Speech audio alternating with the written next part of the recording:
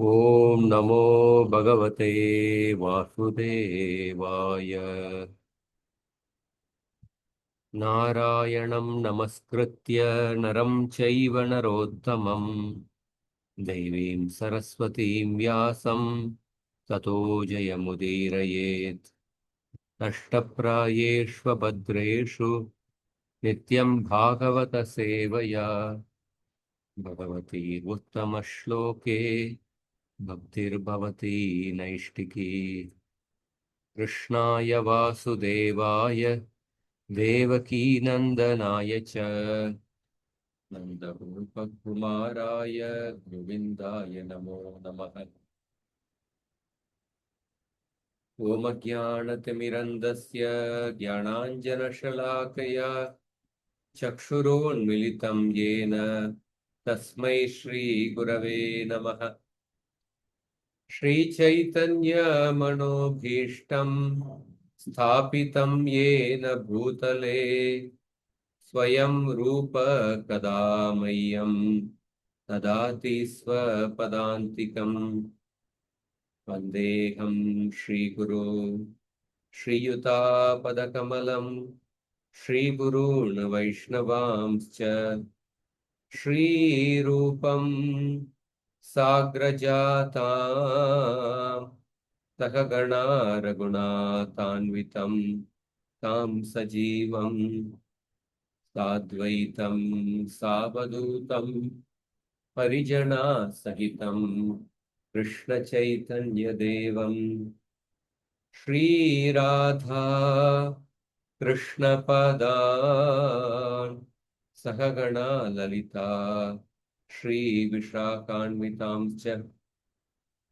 हे कृष्ण करुणा सिन्धु दीनबन्धो जगत्पते गोपेश गोपिका कान्त राधा कान्त नमोऽस्तुते। तप्त कांचन गौरांगी राधे वृंदावनेश्वरी वृषभानुसुते देवी प्रणमामि हरिप्रिये। वाञ्छाकल्पतरुभ्यश्च कृपा सिन्धुभ्य एव च पतितानां पावनेभ्यो वैष्णवेभ्यो नमो नमः।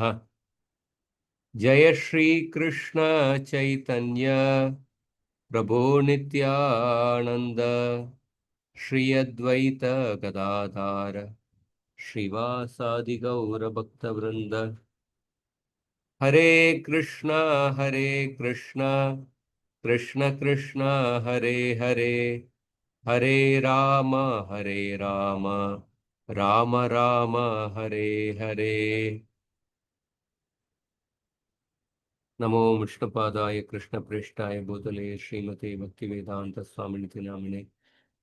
नमस्ते सारस्वती देवे गौरवाणी प्रचारिणे निर्विशेष शून्यवादी पाश्चात्य।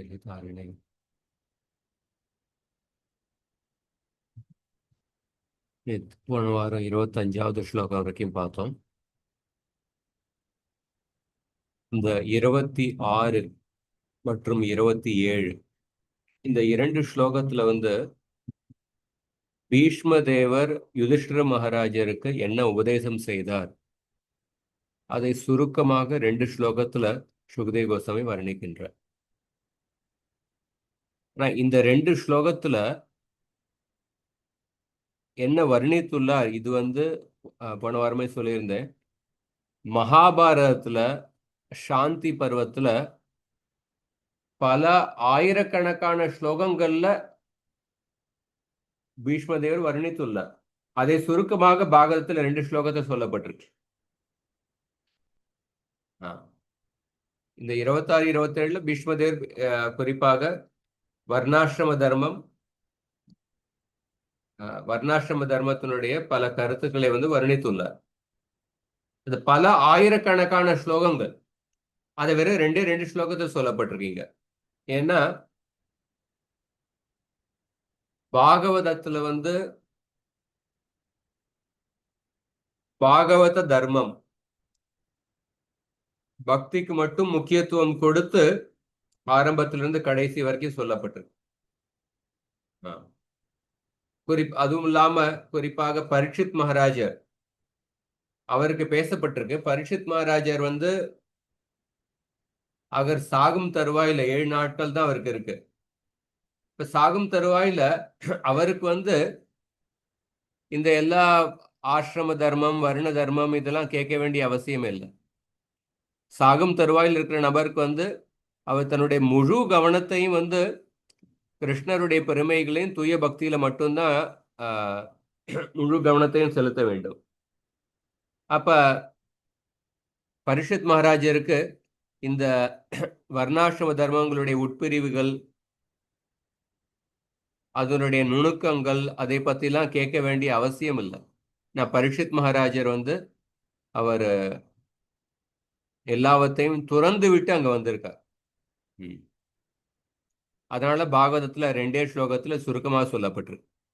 பிரபுபாதர் நமக்கு வந்து நம்மளுடைய பொருளுரையில வந்து கொஞ்சம் விரிவாக சில மெயின் கருத்துக்களை மட்டும் சொல்லியிருக்கார்.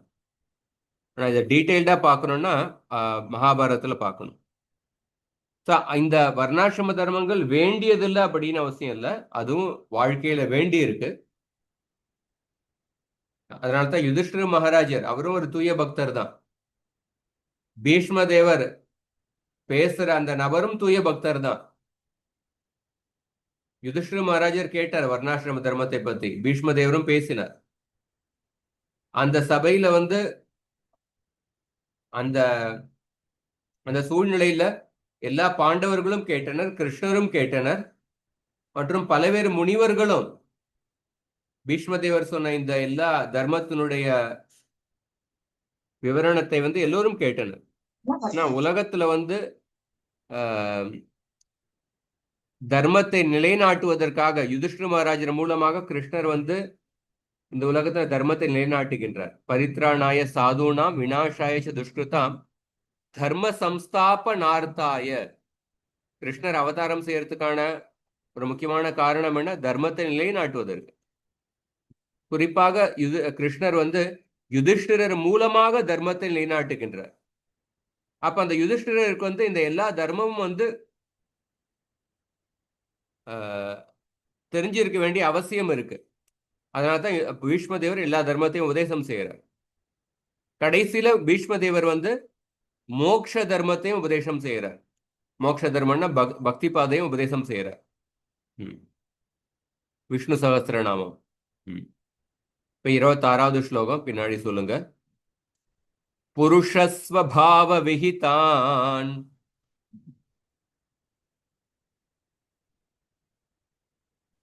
ஹரே கிருஷ்ண பிரபு. புருஷஸ்வபாவ விஹிதான் யதா வர்ணம் யதாஸ்ரமம் யதா வர்ணம் யதாஸ்ரமம் வைராக்யராகோபாதிभ्याम् வைராக்யராகோபாதிभ्याम् ஆம்னாதோ பயலக்ஷணம் மாம்னாதோ பயலக்ஷணான். ஆம்னாதோ பயலக்ஷணான். மொழிபெயர்ப்பு பொருளுரை வழங்கியவர் தெய்வ திரு ஆசா பக்திவேதாந்த சுவாமி ஸ்ரீல பிரபுபாதைக்கு ஜெய். மொழிபெயர்ப்பு. யுதிஷ்ட மகாராஜனின் கேள்விக்கு பீஷ்ம தேவர் முதலில் தனி மனிதனின் தகுதிகளுக்கேற்ப சமூக மற்றும் ஆன்மீக பிரிவுகளின் தரங்களை விளக்கினார். பிறகு அவர் துறவினால் பௌதீக பந்தத்திலிருந்து விடுபடுவதையும் பற்றினால் பௌதீக பந்தத்தில் சிக்கிக் கொள்வதையும் பற்றி தெளிவாக விளக்கினார். ஹரே கிருஷ்ண பிரபு. புருஷஸ்வபாவ விஹிதான் யதா வர்ணம் யதாஸ்ரமம் வைராகிய ராகோபாதிभ्याम् ஆம்னாதோ பயலக்ஷண. ஒவ்வொரு மனிதனுடைய சுபாவத்துக்கு ஏற்றபடி மற்றும் அந்த தர்மங்களை வந்து பீஷ்மதேவர் வர்ணித்தார். ஒவ்வொரு மனிதனுடைய வர்ண தர்மம் மற்றும் ஆசிரம தர்மத்தை வர்ணித்தார். வைராகிய ராகோபாதிभ्याम्. ஒவ்வொரு ஆசிரமத்துல வந்து வைராகியம் அல்லது பற்றுதல், அப்படிப்பட்ட சிந்தனைகள் வந்து ஆசிரமத்துக்கு ஏற்றபடி இருக்கின்றது, வர்ண தர்மத்துக்கு ஏற்றபடி இருக்கின்றது. கிரகஸ்த ஆசிரமத்துல புலனின்ப பற்றுதல் அட்லீஸ்ட் மனசுக்குள்ள வைராகியத்தை வைத்துக்கொண்டு வெளியில வந்து ஒரு புலனின்ப பற்றுகள் மாறி இருக்கின்றது. புலனின்ப பற்றுகள் இருக்கலாம், ஆனா மனசுக்குள்ள வைராகியம் இருக்கணும். மத்த பிரம்மச்சாரி வானப்பிரச சந்நியாச ஆசிரமத்துல மனசுக்குள்ள ஒரு மனசுக்குள்ள மட்டும் வைராகியம் இல்லை, வெளிப்படையும் வைராகியம் இருக்கணும். பிராமண பிராமண தர்மத்துல வந்து அவர் ரொம்ப பேராசைப்படக்கூடாது. சந்தோஷமாக இருக்கணும், திருப்தியோடு வாழணும். ஆனா மற்ற தர்மங்கள்ல பார்த்தோன்னா வைஷ்ய தர்மத்துல அவங்களுக்கு இயற்கையாகவே அதிகம் பணம் சம்பாதிக்கிறதுக்கான அந்த குணம் இருக்கும். அப்ப ஒவ்வொரு வர்ணத்துக்கும் ஆசிரமத்துக்கும் ஏற்றபடி ஒவ்வொருத்தருடைய சுபாவத்துக்கு ஏற்றபடியான ஒவ்வொருத்தருடைய மனநிலையில எந்த அளவுக்கு வைராகியம் இருக்கு, எந்த அளவு பற்றுதல் இருக்கு, அதற்கேற்றபடி பீஷ்மதேவர் தர்மங்களை வர்ணித்தார். பிரபுபாதருடைய பொருளுரை வந்து கொஞ்சம் சுருக்கமா பார்ப்போம். நல்ல நீண்ட பொருளுரை பிரபுபாதர் கொடுத்திருக்கார். முதல்ல இந்த வர்ணாசிரம தர்மத்தினுடைய குறிக்கோள் என்ன? அத்தப்பும்பிர் த்விஜஸ்ரேஷ்ட வர்ணாசிரம விபாகஷः சுவானிஷ்டிதஸ்ய தர்மஸ்ய சம்சித்திர் ஹரிதோஷணம். 1.2.13. வர்ணாசிரம தர்மத்தினுடைய குறிக்கோள் என்னன்னா, பகவான் ஹரியை திருப்திப்படுத்த வேண்டும். ஒருத்தன் தன்னுடைய கடமைகள் வந்து பகவானுக்கு சேவை செய்து பகவான் ஹரியை திருப்திப்படுத்த வேண்டும். இந்த வர்ணாசிரம தர்மத்தை பத்தி 11வது ஸ்கந்தத்திலையும் சொல்லப்பட்டிருக்கு, 5வது அத்தியாயத்துல. முகபாகூர் பாதேபிய புருஷஸ்யாஸ்ரமை சக சத்வாரோ ஜகிரே வர்ணா குணைர் விப்ராதய பிருதக். இந்த வர்ணங்கள் மற்றும் ஆசிரமங்கள் இது எல்லாமே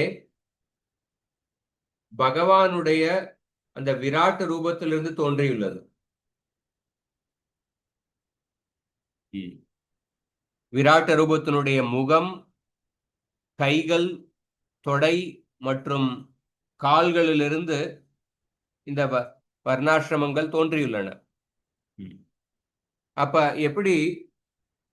அப்ப இந்த வர்ணாசிரம தர்மத்தினுடைய இது விராட் ரூபத்துல தோன்றியுள்ளதுனால இந்த வர்ணாசிரம தர்மத்தினுடைய எல்லா நபர்களும் அந்த பகவானுக்கு சேவை செய்ய வேண்டும். ஒத்துழைத்து, போட்டி போடாமல் ஒத்துழைத்து கொண்டு, எப்படி உடம்புல உள்ள எல்லா அங்கங்களும் உடம்புக்கு சேவை செய்கின்றனவோ அதே மாதிரி விராட்ட ரூபத்தினுடைய ஒவ்வொரு அங்கத்திலிருந்து தோன்றியுள்ள வர்ணங்கள் மற்றும் ஆசிரமங்கள் அந்த பகவானுக்கு சேவை செய்ய வேண்டும். ஒருத்தர் வர்ணாசிரம தர்மத்தை சிறப்பாக கடைபிடிக்கின்றார், ஆனால் பகவானுக்கு சேவை செய்யவில்லை என்றால், கிருஷ்ணரை வணங்கவில்லை என்றால், அல்லது கிருஷ்ணரை அவமதிப்பு செய்தார்னா அவர் தன்னுடைய நிலையிலிருந்து வீழ்ச்சி அடைந்து விடுவார். யயேஷம் புருஷம் சாக்ஷாத் ஆத்ம பிரபவமீஸ்வரம் ந பஜந்தி அவஜானந்தி ஸ்தானாத் பிரஷ்டாத் பதந்த்யதஹ. 11வது ஸ்கந்தம் 5வது அத்தியாயம் 2-3 இந்த 2 ஸ்லோகத்தை சொல்லப்பட்டு, ஒருத்தர் பகவானை வணங்கவில்லை என்றால், வழிபடவில்லை என்றால், அது பகவானை அவமதித்தார்னா அவர் வந்து தன்னுடைய வர்ணாசிரம நிலையிலிருந்து வீழ்ச்சி அடைந்து விடுவார். அதனால இந்த கருத்தை முதல்ல சொல்றார். வர்ணாசிரம தர்மத்தினுடைய குறிக்கோள் என்னன்னா, ஒருத்தரை படிப்படியாக ஆன்மீக பாதையில் முன்னேற வைப்பது. ஒவ்வொரு ஜீவாத்மாவையும் படிப்படியாக அவருக்கு வந்து ஒவ்வொரு ஜீவாத்மாவையும் நான் வந்து கிருஷ்ணருடைய சேவகன், அதுதான் என்னுடைய உண்மையான ஸ்வரூபம், இதை புரிய வைக்கிறது தான் வர்ணாசிரம தர்மத்தினுடைய குறிக்கோள். இந்த பந்தப்பட்ட வாழ்க்கையிலிருந்து ஒருத்தரை விடுவிப்பது தான் வர்ணாசிரம தர்மத்தினுடைய குறிக்கோள். எப்படி வர்ணாசிரம தர்மத்தை எப்படி சொல்லலாம்னா, வர்ணாசிரம தர்மம் வந்து ஒரு பாலம் மாதிரி. ஒரு பெரிய நீர்நிலையை கடப்பதற்காக ஒரு பாலம் கட்டப்படுகின்றது. ஆனா ஒருத்தர் வந்து அந்த பாலத்துல நடக்கிறார். ஆனா பாலத்திலே வீடு கட்டிக்கொண்டு அங்கேயே உட்கார்ந்துடுறார். பாலம் வந்து ஒரு இடத்துல இருந்து இன்னும் அந்த நீர்நிலை கடப்பதற்காக கட்டப்பட்டுள்ளது. பாலத்திலே அங்கேயே தங்கறதுக்காக கட்டப்படல. அல்லது வர்ணாசிரம தர்மம் வந்து ஒரு படிக்கட்டு மாதிரி. கீழில இருந்து மேல் மாடிக்கு வர்றதுக்கு அந்த படிக்கட்டு இருக்கின்றது. ஆனா ஒருத்தர் படிக்கட்டிலே தங்கிட்டாருன்னா அந்த படிக்கட்டை பயன்படுத்தி மேல வரணும். ஆனா படிக்கட்டிலே ஒருத்தர் தங்கிட்டாருன்னா அது வந்து படிக்கட்டுக்கான நோக்கம் கிடையாது. படிக்கட்டு கட்டுறதுக்கான நோக்கம் கிடையாது. அது மாதிரி வர்ணாசிரம தர்மம் வந்து லட்சியம் கிடையாது. லட்சியம் வந்து கிருஷ்ணருடைய அன்பை அடைவது. வர்ணாசிரம தர்மம் வந்து லட்சியத்தை அடைவதற்கான சாதனமும் கிடையாது. சாதனம்னா கிருஷ்ணருடைய அன்பை அடைவதற்கான சாதனம் என்ன? கிருஷ்ண பக்தியை பயிற்சி செய்வது. சாதனா பக்தியை பயிற்சி செய்வது, அதுதான் சாதனம். அதனால நம்ம அடைகின்ற பயன் என்ன? கிருஷ்ணருடைய அன்பை அடைவது. வர்ணாசிரம தர்மம் வந்து லட்சியமும் கிடையாது, லட்சியத்தை அடைவதற்கான சாதனமும் கிடையாது. அப்ப வர்ணாசிரம தர்மம் என்ன அப்படின்னு பார்த்தோம்னா, வர்ணாசிரம தர்மம் வந்து இந்த உலகத்துல வாழ்வதற்கான வாழ்க்கை நெறிமுறை. அதுதான் வர்ணாசிரம தர்மம். Life style. பகவான் கிருஷ்ணரால கொடுக்கப்பட்டுள்ள வாழ்க்கை நெறிமுறை. இது வந்து கிருஷ்ணரால் உருவாக்கப்பட்டது. சாதுர்வர்ணியம் மயா சிருஷ்டம் குணகர்ம விபாகஷः ஸ்வனிஷ்டிதஸ்ய தர்மஸ்ய சம்சித்திர் ஹரிதோஷணம். சாதுர்வர்ணியம் மயா சிருஷ்டம் குணகர்ம விபாகஷः தஸ்ய கர்த்தாரம் அபி மாம் வித்யகர்த்தாரம் அவ்யயம். கிருஷ்ணரால உருவாக்கப்பட்டுள்ளது வர்ணாசிரம தர்மம். இது வந்து வாழ்க்கை நெறிமுறையாக நம்ம எவ்வளவு கடைபிடிக்கணுமோ அது கடைபிடிக்கணும். ஏன்னா தர்மம் அப்படிங்கிற வார்த்தை என்ன கான அர்த்தம் என்னன்னா, பிரபுபாதர் ரொம்ப சுலபமான அர்த்தம் கொடுக்கிறோம். ஒரு சர்க்கரையினுடைய தர்மம் என்ன? இனிப்பது, தித்திப்பது. உப்பினுடைய தர்மம் என்ன? கரிப்பது. தண்ணீரினுடைய தர்மம் என்ன? திரவமாக இருப்பது. தர்மம் அப்படின்னா ஒரு இயற்கையான தன்மை, இயற்கையான குணம். இப்ப வர்ணாசிரம தர்மம்ங்கிறது வந்து இயற்கையாக வாழும் நெறிமுறை. இயற்கையாக வாழும் நெறிமுறை. எப்படி ஒரு இயந்திரத்தை வந்து இயற்கையாக உபயோகப்படுத்துகின்ற ஒரு நெறிமுறை இருக்கு. ஆனா அந்த இயற்கையான நெறிமுறை மறந்துவிட்டு நம்ம செயற்கையாக கற்பனை செய்து வேறு ஒரு நெறிமுறை மூலமாக அந்த இயந்திரத்தை பயன்படுத்தணும்னா அதனால பல பிரச்சனைகள் வரும்.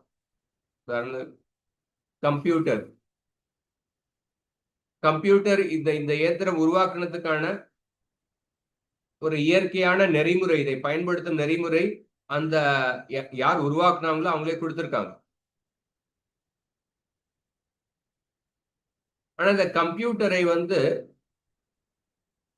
ஒருத்தர் சாப்பாடு சாப்பிட்றதுக்கு தட்டாக உபயோகப்படுத்தினாருன்னா கம்ப்யூட்டரை, அது வந்து செயற்கையான ஒருத்தர் கற்பனை செய்த நெறிமுறை.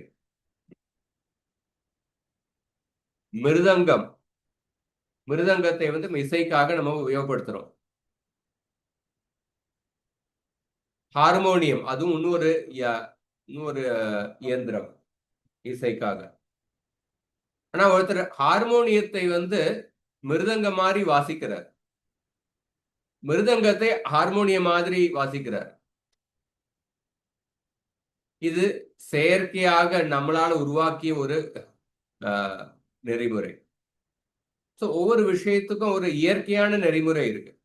அந்த மாதிரி ஒவ்வொருத்தருடைய சரீரத்துக்கு ஏற்றபடி, ஒவ்வொருத்தருடைய சுபாவத்துக்கு ஏற்றபடி சில இயற்கையான நெறிமுறைகள், வாழும் நெறிமுறை கொடுக்கப்பட்டுள்ளது. அதுதான் வர்ணாசிரம தர்மம்ங்கிறது. பக்தர்களுக்கு வர்ணாசிரம தர்மம் எந்த அளவு முக்கியம் அப்படின்னு பார்க்கும் பொழுது, புஸ்தக ரீதியாக பார்த்தோம்னா பக்தி புஸ்தகத்தில் உள்ள சித்தாந்தத்தின் அடிப்படையில பார்க்கும் பொழுது பக்தி வர்ணாசிரம தர்மத்துக்கு அப்பாற்பட்டது. தூய பக்தி சுதந்திரமான பாதை, வர்ணாசிரம தர்மத்துக்கு அப்பாற்பட்டது சித்தாந்த அடிப்படையில பார்க்கும் பொழுது. நடைமுறையில பார்க்கும் பொழுது ஒரு பக்தர்களுக்கும் வர்ணாசிரம தர்மம் தேவைப்படுகின்றது. நம்ம எந்த அளவுக்கு உடம்பு மற்றும் மனதனுடைய தேவைகளை ஒருத்தர் கடந்துட்டாருன்னா அவருக்கு வர்ணாசிரம தர்மம் அவசியமே இல்லை.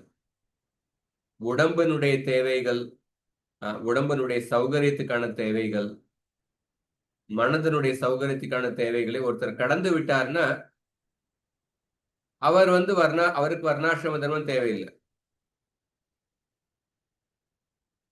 ஆனா எந்த அளவுக்கு நம்ம உடம்பினுடைய தேவைகளால பாதிக்கப்படுறோம்,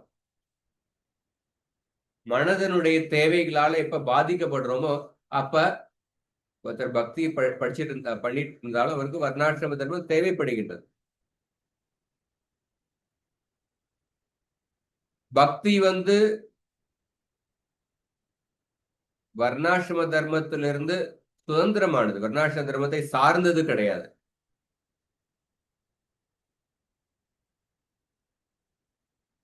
ஆனா அந்த பக்தி தெய்வீகமான பாதையாக இருந்தாலும், 3 குணங்களுக்கு அப்பாற்பட்ட நிலையில் உள்ள பாதையாக இருந்தாலும், அந்த பக்தியை பயிற்சி செய்கின்ற நாம் அந்த 3 குணங்களுடைய பிடியில் இருக்கின்றோம். உதாரணத்துக்கு பார்த்தோம்னா பகவானுடைய ஹரிநாமத்தை பத்தி என்ன சொல்றோம்? நாம்னா மகாரி பகுதா நிஜ சர்வ சக்திஸ் தத்ரார்பிதா நியமிதக ஸ்மரணேன காலக. சைத்தன்ய மகாபிரபு சொல்றார், இந்த பகவானுடைய நாமத்தை உச்சரிப்பதுல பல கடுமையான விதிகள் எதுவும் இல்லை.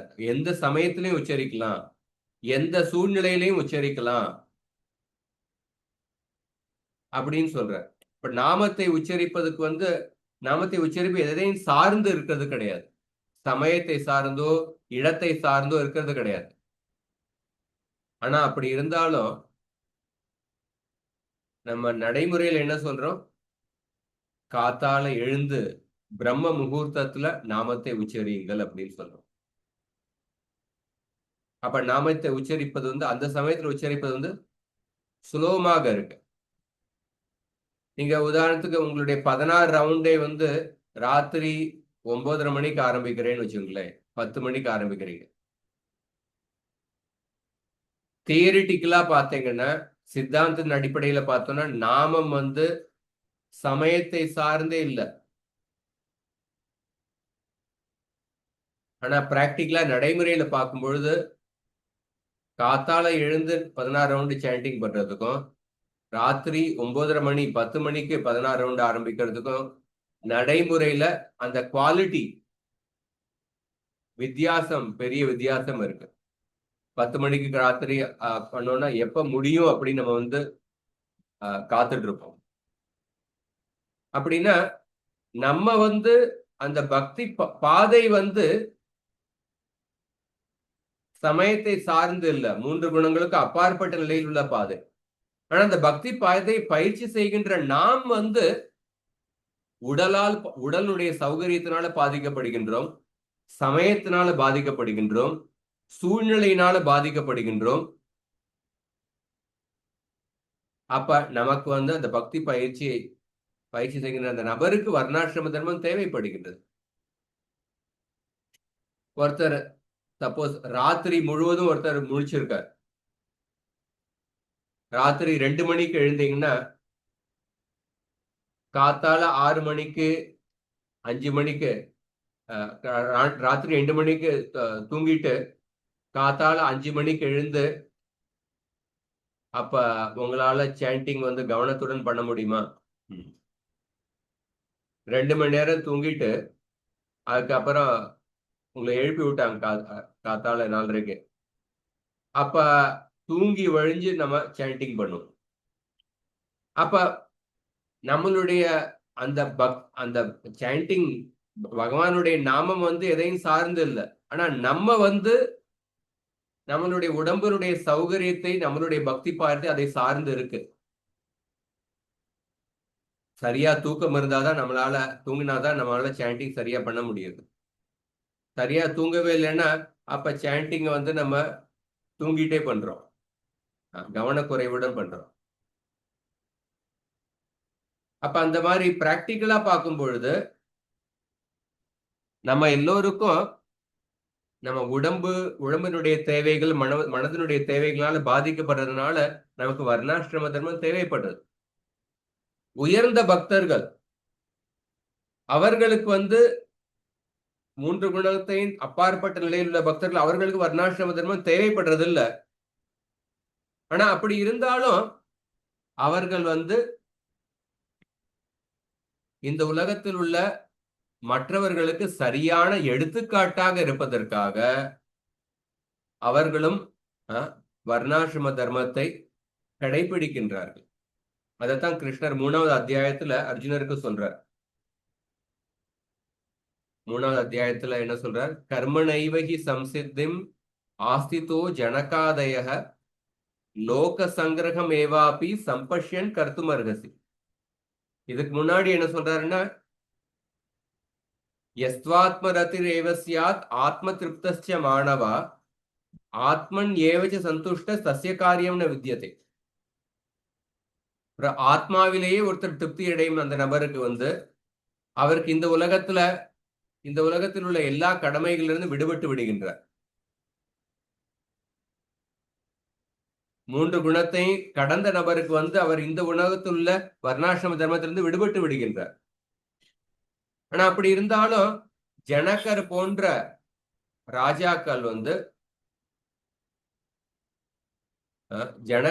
ராஜாக்கள் அப்படிப்பட்ட சித்தப்பிரக்ஞா அப்படிப்பட்ட நிலையில இருந்தாலும் அவர்கள் மற்றவர்களுக்கு ஒரு சரியான முன் உதாரணமாக இருப்பதற்காக அவர்கள் வர்ணாசிரம தர்ம கடமைகளை செய்தனர் அப்படின்னு கிருஷ்ணர் சொல்றார். அதனாலதான் கிருஷ்ணர் சொல்றார், ஏன்னா ஒரு தலைவர்கள் மற்றவர்களுக்கு உதாரணமாக இருக்கின்றார்கள். யத் யத் ஆச்சரதி சிரேஷ்ட தத்தத் ஏவே தரோஜனா தயத் பிரமாணம் குருத்தே லோகஸ்தத் அனுவர்த்ததே. ஒரு தலைவர் செய்கின்ற அந்த செயல்கள் மற்றவர்களுக்கு ஒரு உதாரணமாக இருக்கின்றது. மற்றவர்கள் அதைத்தான் பின்பற்றுகின்றார்கள். நமே பார்த்தாஸ்தி கர்த்தவியம் திரிஷுலோகேஷு கிஞ்சன நானவாப்தம் அவாப்தவியம் வர்த்தையேவச்ச கர்மணி. எனக்கு இந்த 3 உலகத்துல எந்த கடமைகளே கிடையாது. அப்படி இருந்தாலும் நான் இந்த வர்ணாசிரம தர்மக்கு அப்பாற்பட்ட நிலையில இருக்கின்றேன். அப்படி இருந்தாலும் நான் வர்ணாசிரம தர்ம கடமைகளை கவனமாக செய்கின்றேன் அப்படின்னு கிருஷ்ணர் சொல்றார்.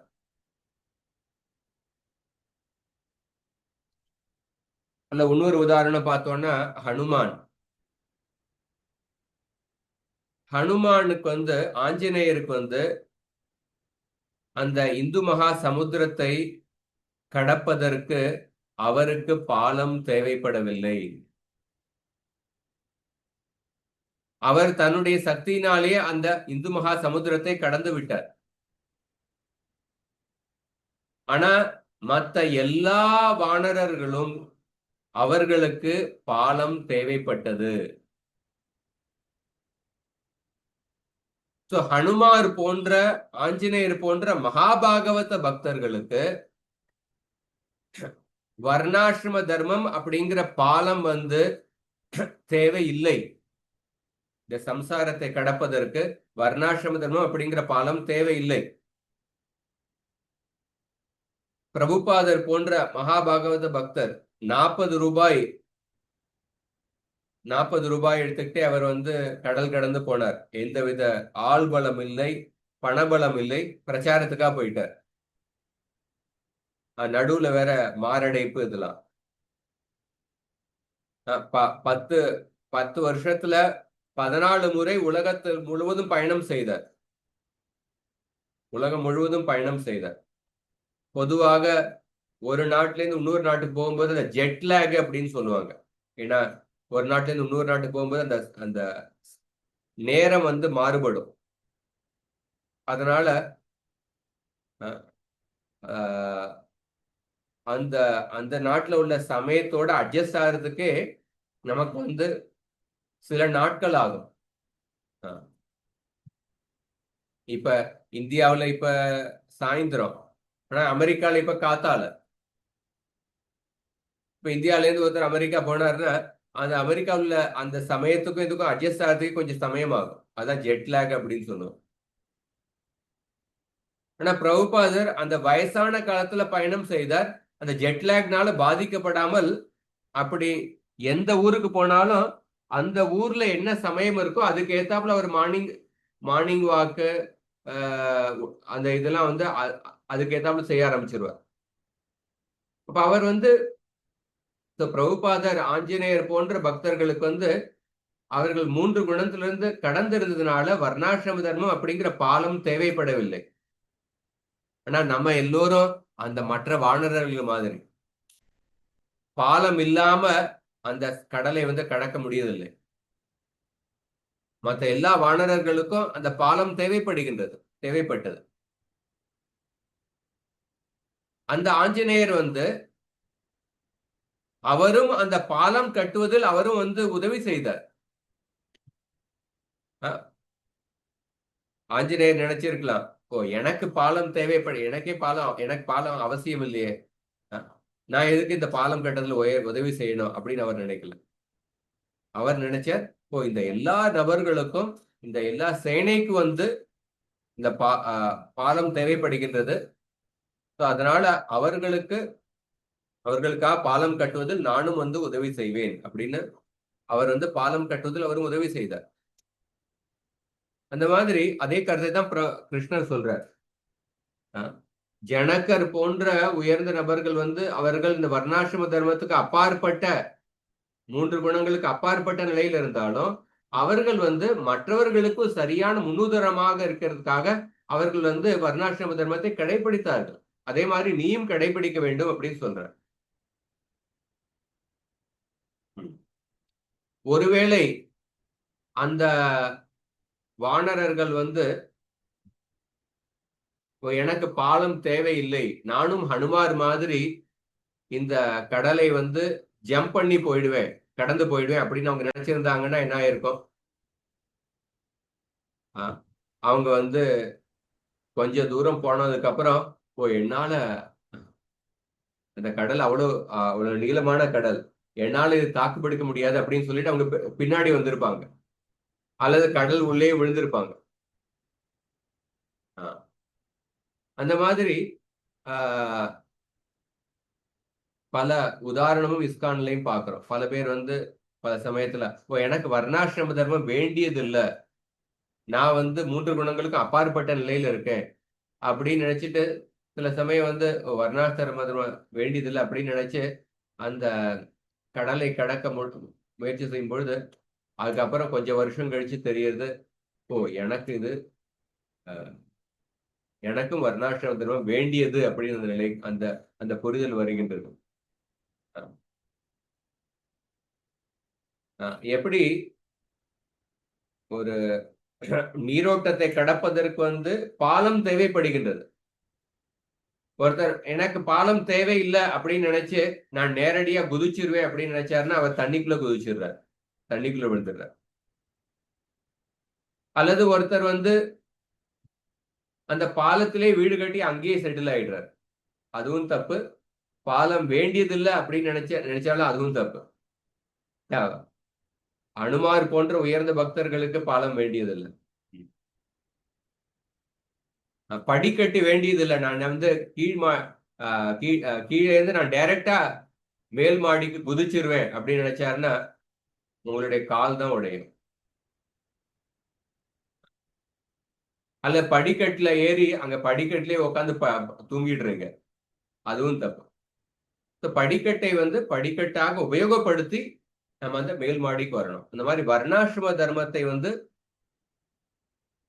வர்ணாசிரம தர்மம் வாழ்க்கையினுடைய லட்சியமும் கிடையாது, லட்சியத்தை அடைவதற்கான சாதனமும் கிடையாது. இது வாழ்க்கை நெறிமுறை, கிருஷ்ணரால் கொடுக்கப்பட்டுள்ள இயற்கையான வாழ்க்கை நெறிமுறை. இந்த கலிகாலத்துல வந்து துல்லியமாக கடைபிடிப்பது கஷ்டம். நம்மளுடைய நிலைக்கு ஏற்றபடி எந்த அளவுக்கு கடைபிடிக்க முடியாதோ அதை கடைபிடிக்கணும். இங்க பாக்குறோம், முதல்ல பிரபுபாதர் எழுதுறார், எல்லா மனிதர்களுக்கும் பீஷ்மதேவர் ஒரு 9 குணங்களுடைய முக்கியத்துவத்தை பத்தி சொல்றார். எல்லா ஆசிரமங்களுக்கும் எல்லா வர்ணங்களுக்கும் 9 குணங்களுடைய முக்கியத்துவத்தை பத்தி சொல்றார்.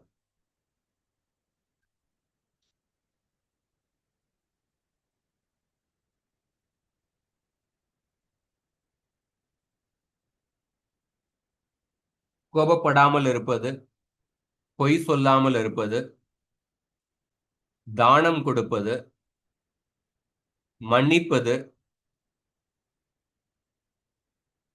தன்னுடைய தர்ம பத்தினி மூலமாக குழந்தை பெற்றுக்கொள்வது, மன தூய்மையை கடைபிடிப்பது, உடல் தூய்மையை கடைபிடிப்பது,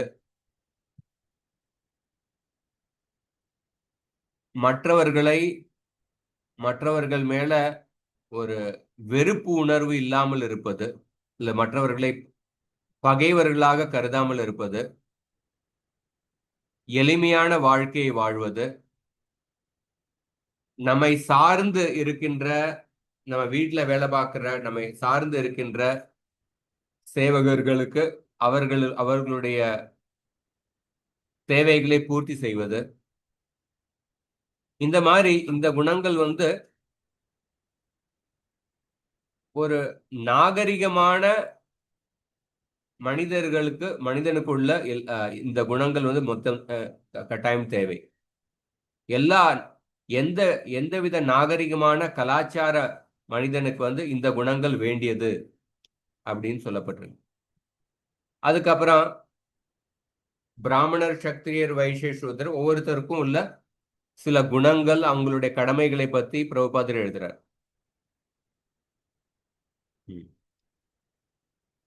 முதல்ல பொதுவான குணங்கள் சொல்றாரு எல்லோருக்கும்.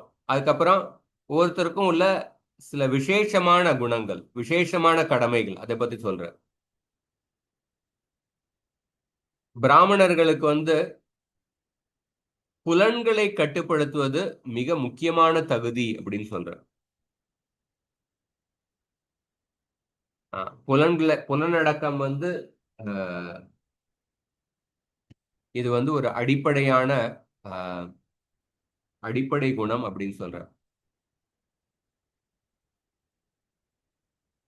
தன்னுடைய தர்ம பத்னியினுடன் கூட ஏகாந்த வசத்தில் இருப்பது, அதுலயும் கூட ஒரு புலனடக்கம் வேண்டியது அப்படின்னு சொல்றார். அதுக்கப்புறம் சொல்ற, குறிப்பாக ஒரு பிராமணர் வந்து வேத கலாச்சாரத்தை வந்து சரியாக கடைபிடிக்கணும். வேத கலாச்சாரத்தை வந்து சரியாக, குறிப்பாக பிராமணர் வந்து கடைபிடிப்பது ரொம்ப முக்கியம். ஏன்னா பிராமணர் வந்து மற்ற சமுதாயத்தில் உள்ள மற்றவர்களுக்கு ஒரு வழிகாட்டியாக இருக்கார், ஆசிரியராக இருக்கார். அதனால் அவர் கடைபிடிப்பது ரொம்ப முக்கியம். வாச்சோ வேகம், மனச குரோத வேகம், ஜிஹ்வா வேகம் உதர உபஸ்தோ வேகம் ஏதான் வேகான் யோ விஷகேத தீர சர்வம் அப்பீமாம் பிருத்திவீம் ரஷிஷ்யார். யார் ஒருத்தர் இந்த 6 வகையான தூண்டுதல்களால பாதிக்கப்படாமல் இருக்கின்றாரோ, அல்லது 6 வகையான தூண்டுதல்களை யார் சகித்து கொண்டு இருக்கின்றார்களோ, அவர்தான் ஒரு ஆன்மீக வழிகாட்டியாக இருக்க முடியும் அப்படின்னு சொல்லப்பட்டிருக்கு. பிராமணர் வந்து சாஸ்திரங்களை வந்து தினமும் படிக்க வேண்டும். ஏன்னா அவர் மற்றவங்களுக்கு சொல்லிக் கொடுக்கணும், அவர் பின்பற்றணும். அப்ப அவர் வந்து சாஸ்திரங்களை படிப்பது ரொம்ப முக்கியம். குறிப்பாக ஸ்ரீமத் பாகவதம், பகவத்கீதை, மற்ற சாஸ்திரங்களும் இருக்கு, ராமாயணம், மகாபாரதம். அந்த சாஸ்திரத்தை கற்பதற்கு வந்து ஒருத்தர் சரியான குருவினிடத்திலிருந்து சாஸ்திரத்தை கற்க வேண்டும். பிரபுபாதர் எழுதுறார், சாஸ்திரத்தை கற்பதற்கு வந்து ஒருத்தர் கிருஷ்ணருடைய பக்தி தொண்டில் முழுமையாக யார் ஈடுபட்டு கொண்டிருக்கின்றாரோ அவரிடத்திலிருந்து சாஸ்திரத்தை கற்க வேண்டும். சாஸ்திரத்தில் எந்த விஷயங்கள் வந்து தவிர்க்கப்பட வேண்டும் அப்படின்னு சொல்லப்பட்டிருக்கோ அந்த விஷயங்களை ஒரு பிராமணர் வந்து தவிர்க்க வேண்டும்.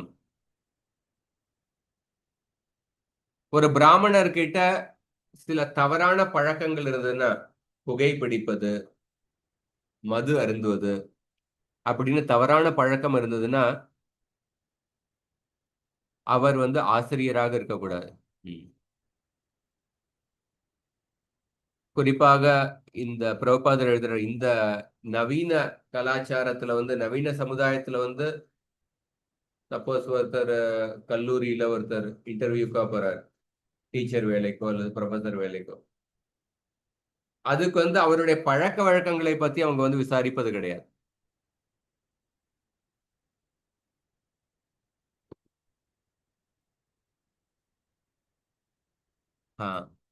அந்த நபருடைய பழக்க வழக்கங்களை பத்தி விசாரிப்பது கிடையாது. ஆனா வேத கலாச்சாரத்துல ஒருத்தர் வந்து ஆசிரியரா இருக்கும் பொழுது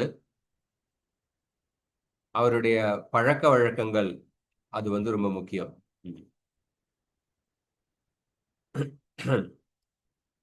அதுக்கப்புறம் சக்திரியரை பத்தி சொல்ற. சக்திரியர் வந்து அவர் வந்து அவருடைய ஒரு முக்கியமான கடமை வந்து தானம் கொடுப்பது. அவர் வந்து ஒருபோதும் தானத்தை வந்து ஏற்றுக்கொள்ளக்கூடாது. பிராமணருக்கு வந்து தானத்தை ஏற்றுக்கொள்ளலாம் மற்றும் தானத்தையும் கொடுக்கலாம். ஆனா சத்திரியருக்கு வந்து தானத்தை அவர் வந்து ஒருபோதும் ஏற்றுக்கொள்ளக்கூடாது, ஆனா தானத்தை கொடுக்கலாம். சமீபத்துல ஒரு நியூஸ்ல வந்து அமெரிக்க அதிபர் வந்து சவுதி அரேபியாவை இங்க போயிருந்தார்.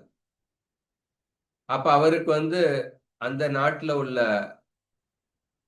பிரதமரோ அந்த நாட்டுல உள்ள மன்னர் வந்து அமெரிக்க அதிபருக்கு வந்து ஒரு விமானத்தை வந்து பரிசாக கொடுத்தார்.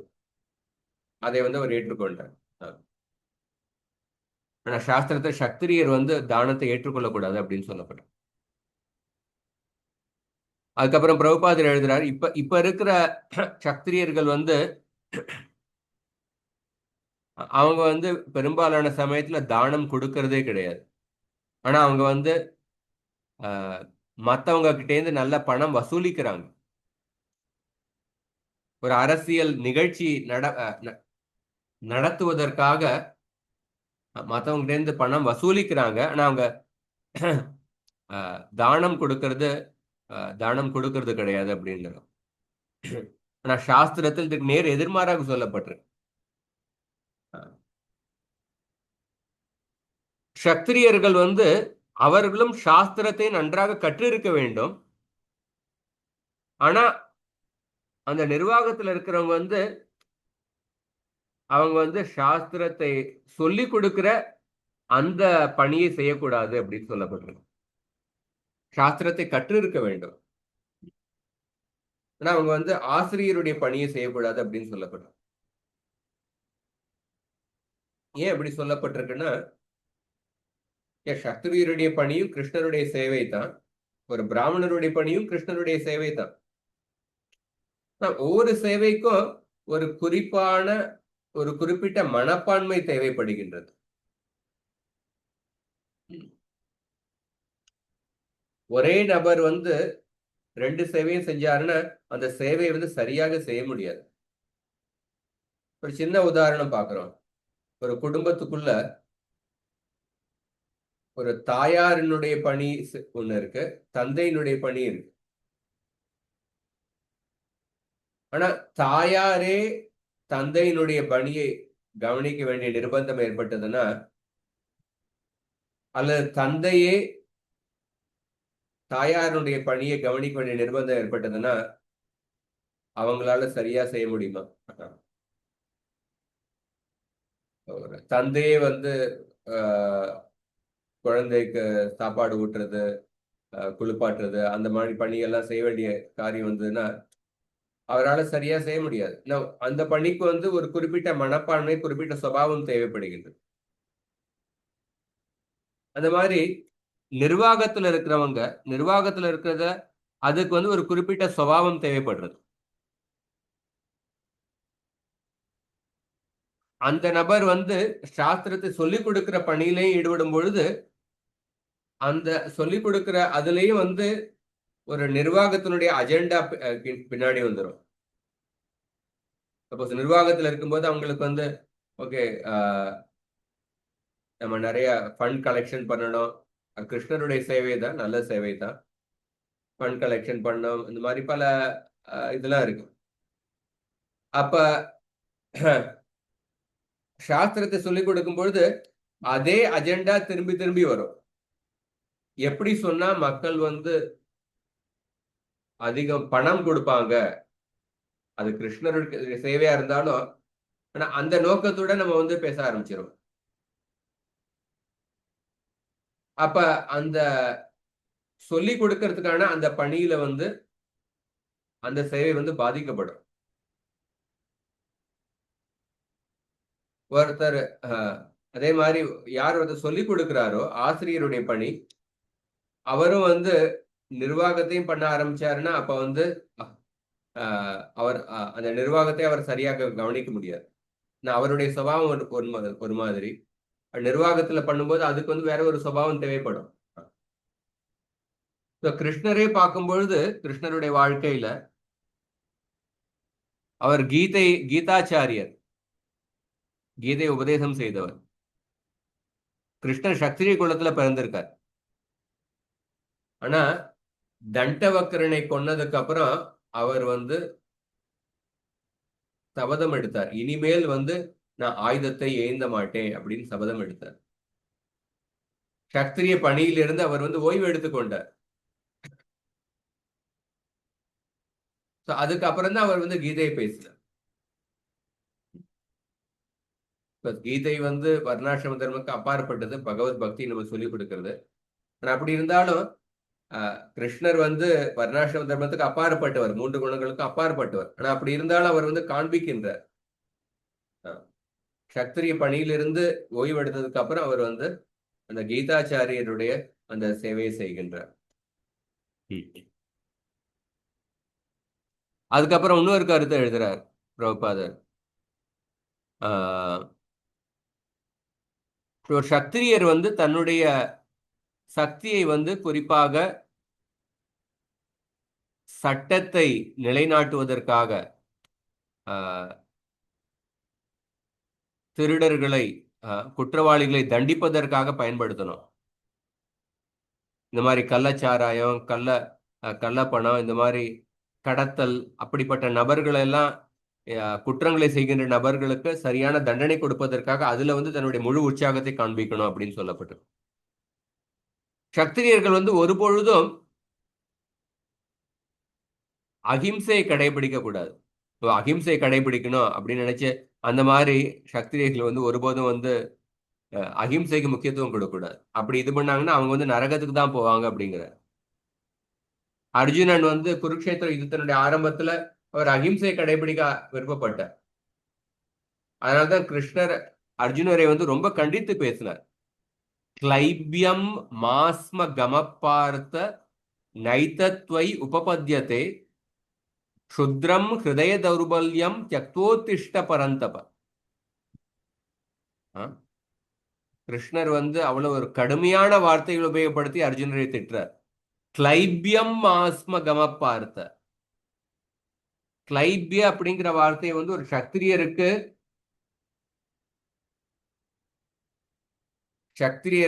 திட்டுவதற்காக பயன்படுத்தப்படுகின்ற மிக மிக உயர்ந்த வாக்கியம். ஒரு சத்திரியரை கடுமையாக திட்டணும்னா நீங்க வந்து ஒரு கிளைபியம் அலியாக இருக்கின்றீர்கள்.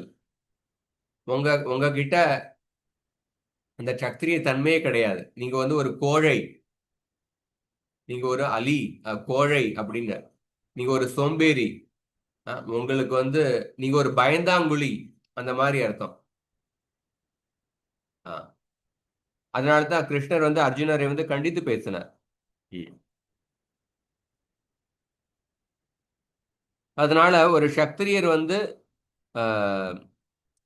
அவருக்கு யுத்தத்தை செய்வதில் அவர் வந்து நல்ல பயிற்சி பெறணும். எப்படி ஒரு பிராமணர் வந்து அன்றாடம் சாஸ்திரத்தை படிக்கணுமோ, இன்னைக்கு கிளாஸ் இருக்கோ இல்லையோ அவர் வந்து பிராமணர் தினம் வந்து சாஸ்திரத்தை படிக்கணும். கிளாஸ் இருந்தா தான் நம்ம படிக்கணும் அப்படின்னு இல்லை. கிளாஸ் இருக்கோ இல்லையோ ஒருத்தர் வந்து சாஸ்திரத்தை படிக்கணும். அந்த மாதிரி ஒரு சத்திரியர் வந்து அன்றாடம் அவர் வந்து ஆயுத பயிற்சியில வந்து ஈடுபடணும். அன்றாடம் ஆயுத பயிற்சியில் ஈடுபடலைன்னா திடீர்னு ஒரு குற்றவாளி வராரு, திருடன் வரார். அப்ப அந்த ஆயுத பயிற்சியில நீங்க வந்து அன்றாடம் ஈடுபடலைன்னா அந்த குற்றவாளியை வந்து பிடிக்க முடியாது. கோழைகளை வந்து ஒரு நிர்வாகத்துல ஒரு சத்திரியராக தேர்ந்தெடுக்கவே கூடாது. குறிப்பாக இந்த காலத்துல பார்த்தோம்னா பயந்தாங்குழி தலைவர்கள், ஒரு கடுமையான நடவடிக்கை எடுப்பதற்கான துணிச்சலற்ற தலைவர்களை வந்து ஜனநாயகம் மூலமாக அப்படிப்பட்ட நபர்கள் வந்து தலைவர்களாக தேர்ந்தெடுக்கப்படுகின்றனர். அவர்கள் வந்து தீவிரவாதிகளை வந்து விடுவித்து விடுகின்றார்கள். கோயம்புத்தூர் குண்டு வெடிப்பு அதுல ஈடுபட்ட தீவிரவாதிகளை வந்து விடுவிச்சுட்டாங்க, ஓட்டுக்காக, வாக்குக்காக. அதனால சத்திரியர்கள் வந்து ரொம்ப துணிச்சலான நபர்களாக இருக்க வேண்டும், வீரம் மிக்க நபர்களாக இருக்க வேண்டும். அதனால தான் அப்படிப்பட்ட மன்னர்கள் தான் முன்னாடிலாம் ஆட்சி செய்து கொண்டு இருந்தனர். ஒரு அரசன் வந்து போருக்கு போகும்பொழுது அவர் போரிலிருந்து பயந்து ஓடி வரவே கூடாது. அந்த போரிலிருந்து வரும்பொழுது அவர் போரிலிருந்து காயம் அடைஞ்சு திரும்பி வந்தார்னா தான் அதுதான் அந்த சத்திரியருக்கான பெருமை. அந்த போர்ல வந்து அவர் காயம் ஏற்பட்டு அவர் வந்து திரும்பி வந்தார்னா அதுதான் அவருடைய பெருமை. இப்ப இருக்கிற சிஸ்டம் எப்படிப்பட்டதுன்னா, பிரபுபாதர் எழுதுறார், இப்ப இருக்கிற தலைவர்கள் வந்து அந்த யுத்த பூமிக்கே போறது கிடையாது. முன்னாடி காலத்துல மன்னர் ஆட்சியில வந்து மன்னர் வந்து அவர் வந்து எல்லோரையும் வந்து வழிநடத்தி செய்வார். எல்லோரையும் வழிநடத்தி போர்ல வந்து பங்கேற்பார். இப்ப இருக்கிற இதுல வந்து தலைவர்கள் வந்து போர்ல பங்கேற்பது கிடையாது, அவங்க வந்து ஊக்கம் மட்டும் கொடுக்கறாங்க. குறிப்பாக இப்ப இருக்கிற நிர்வாகத்தில் இருக்கிற தலைவர்கள் வந்து அவங்க வந்து வைஷ்யர்களாக இருக்கிறாங்க அல்லது சூத்திரர்களாக இருக்கிறாங்க. அப்படிப்பட்ட நபர்கள், ஒரு வைஷ்யர்களும் ரொம்ப முக்கியம், அதை பத்தி அடுத்த வாரம் பார்ப்போம். ஆனா ஒரு வைஷ்யர்கள் நிர்வாகத்தில் வரும்பொழுது அவங்க வந்து என்ன பார்ப்பாங்க, எவ்வளவு பணம் சம்பாதிக்கலாம் இந்த நிர்வாகத்தின் மூலமாக அப்படின்னு அந்த கண்ணோட்டத்தில் தான் பார்ப்பாங்க. எவ்வளவு ஊழல் பண்ணி நம்ம எவ்வளவு 1000 கோடி பார்க்கலாம் அப்படின்னு அந்த ஒரு கண்ணோட்டத்துல தான் பார்ப்பாங்க. பெரும்பாலான சமயத்துல வைஷ்யர்கள் நிர்வாகத்தில் இருக்கிறாங்க அல்ல சூத்திரர்கள் நிர்வாகத்தில் இருக்கிறாங்க. அதனால தான் அரசாங்கமே பாதிக்கப்பட்டிருக்கு அப்படின்னு பிரபுபாதர் எழுதுறார். இந்த மாதிரி பல அருமையான கருத்துக்களை பிரபுபாதர் எழுதுறார். நீங்க வந்து நிதானமா படிச்சு பாருங்க. நம்ம அடுத்த வாரம் நம்ம தொடர்ந்து பார்ப்போம். இது கொஞ்சம் நீண்ட பொருளுரை. நம்ம ஒரே ஒரு ஸ்லோகத்துல ஒரு பாதி பொருளுரை தான் பார்த்துருக்கோம். மற்ற இதையும் நம்ம பார்ப்போம். ஹரே கிருஷ்ணன்.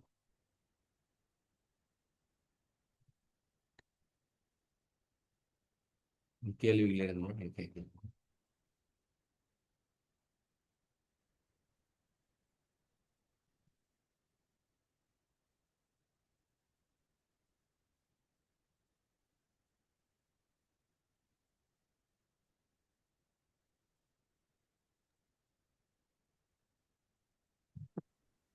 ஹரே கிருஷ்ண பிரபு.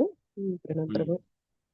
பிரபு, இப்ப நடைமுறையில இப்ப நம்ம வர்ணாசிரம தர்மத்தை நடைபடுத்தணுமா, இல்ல பக்தி தொண்டை நடைமுறைப்படுத்தினாலே அது தன்னிச்சையா வர்ணாசிரம தர்மம் அதுல அடங்கிடும்? அதான் ஆரம்பத்துல சொன்னேன். ரெண்டையும் பேலன்ஸ் பண்ணி நம்ம போகணும். தஸ்மாத் சர்வேஷு காலேஷு மாம் அனுஸ்மர யுத்தியச்ச. கிருஷ்ணர் என்ன சொல்றார்? எல்லா சமயத்திலையும் நீங்க என்னை நினைத்து கொண்டு யுத்தம் செய். யுத்தம் செய்யறது அர்ஜுனுடைய வர்ணாசிரம தர்மம். நடைமுறையில வந்து அதுக்காக தான் சொன்னேன். இந்த மாதிரி ஆஞ்சநேயர் போன்ற பக்தர்களுக்கு அந்த வர்ணாசிரம தர்மம் அப்படிங்கிற பாலம் தேவையில்லை. மற்ற எல்லா வானரர்களுக்கும் வர்ணாசிரம தர்மம் அந்த பாலம் தேவைப்பட்டது. அதனால்தான் பிரபுபாதர் சொன்னார், வர்ணாசிரம தர்மத்தை நிலைநாட்டுவதோ என்னுடைய ஒரு குறிக்கோள் அப்படின்னு சொன்னார். நம்ம ஐடியலிஸ்டிக்கா முன்னாடி யுகத்துல எப்படி வர்ணாசிரம தர்மத்தை கடைபிடித்தாங்களோ அந்த அளவுல இந்த சமயத்தை கடைபிடிக்க முடியாது. இந்த காலகட்டத்திலேயே நம்ம வந்து அதை முற்றிலுமாக உதாசீனப்படுத்த முடியாது. முடிஞ்ச அளவுக்கு நம்ம கடைபிடிக்கணும். அது வந்து நமக்கும் உதவும், மற்றும் நம்மை சுத்தி இருக்கின்ற குடும்பம் சமுதாயத்துக்கும் உதவும். அதான் வர்ணாசிரம தர்மம்ங்கிறது என்ன? இயற்கையான வாழும் நெறிமுறை. இயற்கையான வாழும் நெறிமுறை. ஒருத்தருடைய ஒரு பக்தராக இருந்தாலும் ஒவ்வொரு பக்தருக்கும் அவருடைய உடல் ரீதியாக மனோ ரீதியாக ஒரு இயற்கையான சுபாவம் இருக்கு. ஒருத்தருக்கு இசை திறமை இல்லாத அந்த நபர், அவரை வந்து நீங்க வந்து வீணை கத்துக்கணும் அப்படின்னு கட்டாயப்படுத்தணும்னா அவர் வந்து ஓடி வந்துடுவார். இப்போ ஒரு பக்தரா இருந்தாலும் அவருடைய மனதுடைய சுபாவம், உடலுடைய சுபாவம் அதற்கேற்றபடி அவர் வந்து சேவையில் ஈடுபடுத்தணும். வர்ணாசிரம தர்மத்தை வந்து ஒரு பக்தரா இருந்தாலும் அதை தவிர்க்க முடியுது. ஏன்னா நம்ம வந்து 3 குணத்திலிருந்து கடந்த நிலையில இல்லை. 3 குணத்தினால நம்ம வந்து பாதிக்கப்பட்டு இருக்கோம்.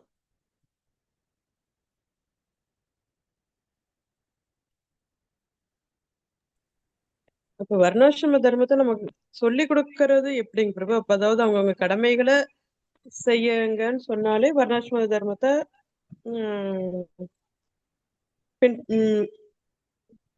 வளர்க்கறது தானே? அப்படிதானே பிரபு? இல்ல எப்படி? ஒவ்வொருத்தருடைய இயற்கையான கடமைகள், அதுக்கு முக்கியத்துவம் கொடுத்து சொல்லிக் கொடுக்கணும். அதை வந்து கிருஷ்ணருடைய சேவையாக எப்படி செய்யணும் அப்படின்னு சொல்லிக் கொடுக்கணும்.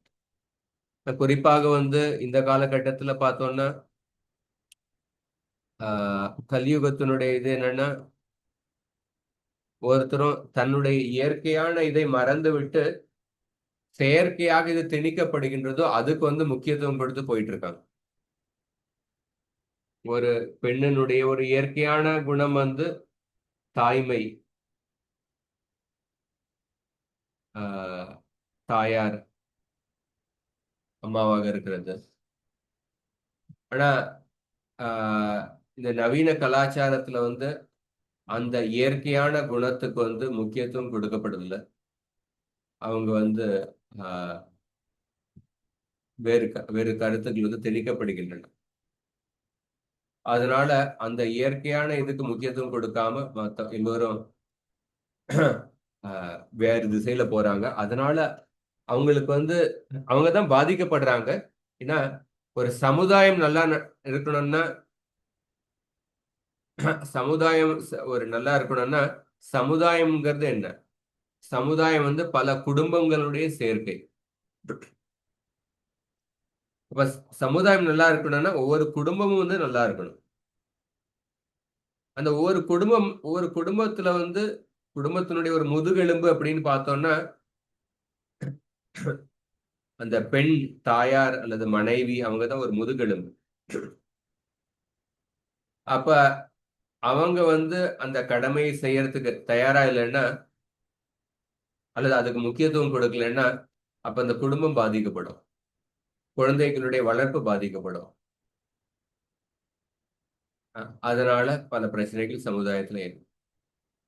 பெண்ணுக்கு மட்டும் சொல்லல, ஒரு ஆணா இருந்தாலும் யாரா இருந்தாலும் சரி. அப்ப ஒருத்தரும் ஆஹ்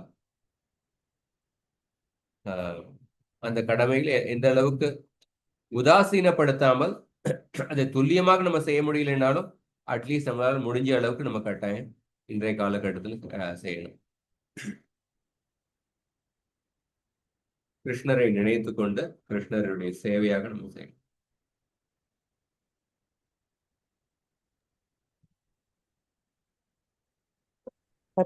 இப்ப ஆரம்ப நிலையில இந்த பள்ளிகள்ல தான் இது ஆரம்பிச்சாதானே பிரபு இது கரெக்டா வரும் அவங்களோட இதுல. ஆமா, ஆரம்ப நிலையிலிருந்து correct. உம் ஆரம்ப நிலையில் அதான் தர்மம் அப்படிங்கிற அந்த தர்ம கல்வி அதுவே வந்து பெரும்பாலான பேருக்கு வந்து அந்த வார்த்தையை உபயோகப்படுத்தினாலே இப்ப வந்து பல பேர் வந்து நீ எதையோ திணிக்கிறீங்க அப்படிப்பட்ட கருத்துக்கள் வருது. ஆனா இதெல்லாம் நீங்க சொல்ற மாதிரி ஆரம்ப நிலையிலிருந்து நம்ம வந்து சொல்லிக் கொடுக்கணும். திருக்குறள்ல வந்து முதலாவது அதிகாரம் கடவுள் வாழ்த்து, அதுக்கப்புறம் 2வது 3வது அதிகாரமும் அப்படின்னு பாத்தீங்கன்னா அறத்தினுடைய சிறப்பை பத்தி சொல்லப்படும். அறம்ங்கிறது என்ன? தர்மம் தான். ஆத்மாவினுடைய இயற்கையான தர்மம் கிருஷ்ணருக்கு சேவை செய்வது. உடம்பினுடைய இயற்கையான தர்மம் என்னன்னா அவங்களுடைய மனதுக்கும் மனதனுடைய சுபாவத்துக்கு ஏற்றபடி இந்த வர்ணாசிரம தர்மத்தை கடைபிடித்தோம்.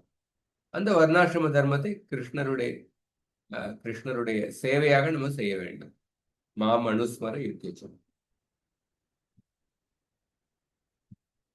அதே சமயத்துல சில சமயம் ஆபத்து தர்மம் அப்படின்னு இருக்கு. அதை பத்தியும் அடுத்த வாரம் நம்ம பார்ப்போம். சில சமயம் அவசர சூழ்நிலையில நம்ம மற்றவங்களுடைய தர்மத்தை கடைபிடிக்க வேண்டும். அதுவும் சாஸ்திரத்தில் சொல்லப்படும். தாயாருக்கு உடம்பு சரியில்லை, அப்ப வந்து தந்தை தான் குழந்தையினுடைய டயப்பர் மாற்ற வேண்டியிருக்கும். இந்த மாதிரி இப்ப கலியுகத்துல இந்த ஆபத்து தர்மம் வந்து பெரும்பாலான சமயத்துல அதுவே ஓடிட்டு இருக்கு. பாண்டவர்களுக்கு வந்து அந்த 14 வருஷம் காட்டுல இருக்கும் பொழுது அவங்க தன்னுடைய சக்தி தர்மத்தை செய்ய முடியல. 1 வருஷம் அஜ்ஞாத வாசத்துல அவங்க வந்து மறைமுகமாக வாழ்ந்த பொழுது ஆபத் தர்மத்தை கடைபிடிக்க வேண்டியிருந்தது. பீமர் வந்து சமையல்காரர் ஆயிட்டாரு. யுதிஷ்டிரர் வந்து சூதாட்டம் சொல்லிக் கொடுக்கிற அந்த ஆசிரியரா போயிட்டார். நகுல சகதேவர் குதிரைகளை பராமரித்துக் கொண்டிருந்தார். அர்ஜுனன் வந்து சங்கீதம் சொல்லிக் கொடுத்திருந்தார். இந்த மாதிரி ஆபத்து தர்மம் செய்து கொண்டிருந்தார். பாண்டவர்களுக்கு அந்த ஆபத்து தர்மம் 1 வருஷம் செய்ய வேண்டியிருந்தது. ஆனா நம்மளுடைய வாழ்க்கை எப்படி இருக்குன்னா நம்மளுடைய பெரும்பாலான வாழ்க்கை இந்த ஆபத்து தர்மத்திலே போயிடுறது. நம்மளுடைய வாழ்க்கை முழுவதும் பெரும்பாலான சமயத்துல அறிந்தோ அறியாமலேயோ நம்ம வந்து மற்றவங்களுடைய தர்மத்திலே செய்ய வேண்டியிருக்கு. அந்த மாதிரி அல்லது நம்மளே ஒரு கட்டாயத்தை ஏற்படுத்தலாம் அல்லது அந்த மாதிரி திணிக்கப்படுகின்றது. ஸோ இதெல்லாம் வந்து எப்படி ஒரு ட்ரெயின்ல போகும்போது எமர்ஜென்சி விண்டோன்னு இருக்கு. இந்த ஜன்னலை வந்து அவசர சூழ்நிலையில உபயோகப்படுத்தணும் அப்படின்னு போட்டு. ஆனா சப்போஸ் அந்த அவசர சூழ்நிலையில ஒரு தீ விபத்து வந்துருச்சு, அந்த சமயத்துல அந்த ஜன்னலை உபயோகப்படுத்தி வெளியில போகணும். ஆனா அதே ஜன்னலை வந்து நீங்க எல்லா சமயத்திலும் உபயோகப்படுத்த ஆரம்பிச்சீங்கன்னா மக்களுக்கு பிரச்சனை தான் வரும். ஏன்னா அந்த ஜன்னல்ல இருந்து வெளியில குதிக்கிறதுக்கு அது அது ஒரு சௌகரியமான இது கிடையாது. சாதாரண சமயத்துல நம்ம கதவு மூலமா வெளியில போனோம். இந்த மாதிரி ஆபத்து தர்மத்தை வந்து அந்த அவசர சூழ்நிலையில மட்டும்தான் உபயோகப்படுத்தணும், கடைபிடிக்கணும். ஆனா பொதுவான சமயத்துல கடைபிடிக்க ஆரம்பிச்சோம்னா அது அதர்மம் ஆயிடும். அது இன்னும் பிரச்சனைகளை உருவாக்கும். மனைவி உடம்பு சரியில்லை, அப்ப வந்து கணவன் வந்து சமைக்க வேண்டியிருக்கு. அவருக்கு அதுக்கு முன்னாடி சமையல் அறையிலே போல, ஆனா அவர் வந்து அந்த சமயத்துல சமையல் செய்ய வேண்டியிருக்கு. ஆனா எல்லா சமயத்திலயும் சமையல் தெரியாத நபர் சமையல் அறைக்கு போனார்னா அப்ப யாருமே ருசிகரமா சாப்பிடவே முடியாது. அஹ் சமையல் தெரியாத நபர் சில சமயத்துல சமையல் அறையில போக வேண்டியிருக்கு. ஆனா அவர் வந்து எல்லா சமயத்திலையும் அவரே சமையலுக்கு போட்டாங்கன்னா மத்தவங்க வந்து யாருமே அதை ருசி சாப்பிட மாட்டாங்க. அந்த மாதிரி ஆபத்து தர்மத்தை வந்து அவசர சூழ்நிலையில மட்டும் செய்யணும் அப்படின்னு சாஸ்திரத்தில் சொல்லப்பட்டிருக்கு. இந்த மாதிரி இது அட்லீஸ்ட் இதனுடைய கருத்துக்களே நம்ம புரிஞ்சுக்கணும். பாகவதத்தில் சொல்லப்பட்டிருக்கு, தியக்த்வா சுதர்மம் சரணாம்புஜம் ஹரேர் பஜன் அபக்வோத்த பதே தத்தோ யதி யத்ரக்வ வாபத்ரம் அபூதமுஷ்யகிம் கோவார்த்த ஆப்தோ பஜதாம் சுதர்மத. நாரதர் சொல்றார், ஒருத்தர் வர்ணாசிரம தர்மத்தை சரியாக கடைபிடிக்கலைன்னாலும் பக்தி பாதையை சரியாக கடைபிடித்தார்னா அந்த வர்ணாசிரம தர்மத்தை சரியாக கடைபிடிக்கலைங்கிறதுனால எந்த ஒரு நஷ்டம் கிடையாது. ஆனா ஒருத்தர் வர்ணாசிரம தர்மத்தை ரொம்ப துல்லியமா கடைபிடிக்கிறார், ஆனா கிருஷ்ணரை வழிபடல, அப்ப அதனால என்ன பயன் அப்படின்னு அவரு கேட்கிறார். அதனால சித்தாந்தத்தின் அடிப்படையில பக்தி வந்து வர்ணாசிரமத்தை சார்ந்தது கிடையாது. ஆனா நடைமுறையில வந்து நம்ம எல்லோரும் வந்து உடலினுடைய தேவைகள் மனதினுடைய தேவைகளால பாதிக்கப்பட்டு இருக்கோம். அதனால வர்ணாசிரம தர்மம் தேவைப்படுகின்றது. ஹரே கிருஷ்ணா. இதோட முடித்துக் கொள்வோம். அடுத்த வாரம் பார்ப்போம்.